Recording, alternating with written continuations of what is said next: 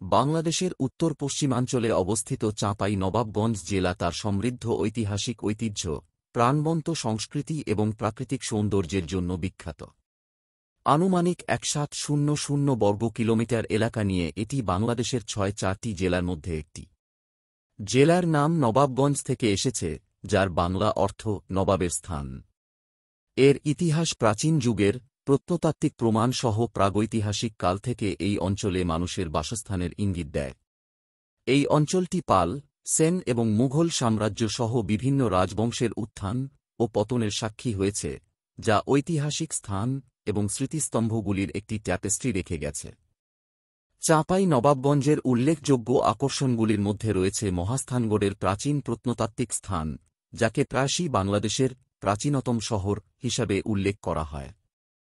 এই প্রত্নতাত্ত্বিক স্থানটি প্রাচীন বাংলার নগর সভ্যতার অন্তর্দৃষ্টি প্রদান করে এবং এর মধ্যে রয়েছে দুর্গ, প্রাচীর, প্রাচীন ধ্বংসাবশেষ এবং খ্রিস্টপূর্ব ৩য় শতাব্দীর নিদর্শন। জেলাটি তার ঐতিহ্যবাহী কারুশিল্পের জন্য বিখ্যাত, যার মধ্যে রয়েছে চমৎকার রেশম বয়ন, মৃৎশিল্প এবং পিতলের পাত্র।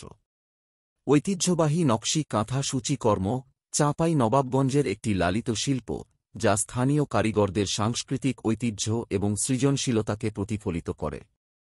চাঁপাই নবাবগঞ্জে নদী, জলাভূমি এবং কৃষি ল্যান্ডস্কেপ সহ বিভিন্ন বাস্তুতন্ত্র রয়েছে।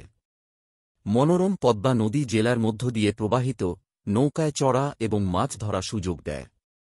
উপরন্তু, তিস্তা ব্যারেজ, একটি প্রধান সেচ ও বন্যা নিয়ন্ত্রণ কাঠামো, এই অঞ্চলে কৃষি উৎপাদনশীলতা বাড়ায়।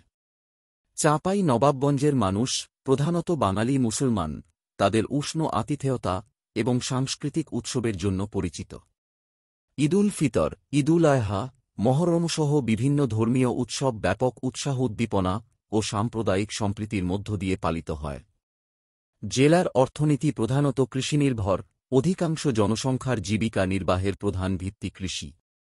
চাঁপাই নবাবগঞ্জের উর্বর সমভূমিতে চাষ করা প্রধান ফসলের মধ্যে ধান, পাট, আখ, আম এবং ডাল অন্যতম।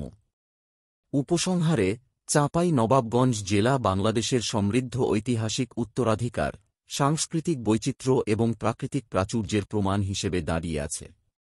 এর প্রত্নতাত্ত্বিক সম্পদ, ঐতিহ্যবাহী কারুশিল্প, প্রাকৃতিক দৃশ্য এবং প্রাণবন্ত সম্প্রদায় এটিকে দর্শনার্থীদের জন্য একটি মনোমুগ্ধকর গন্তব্য এবং এর বাসিন্দাদের জন্য গর্বের উৎস করে তোলে।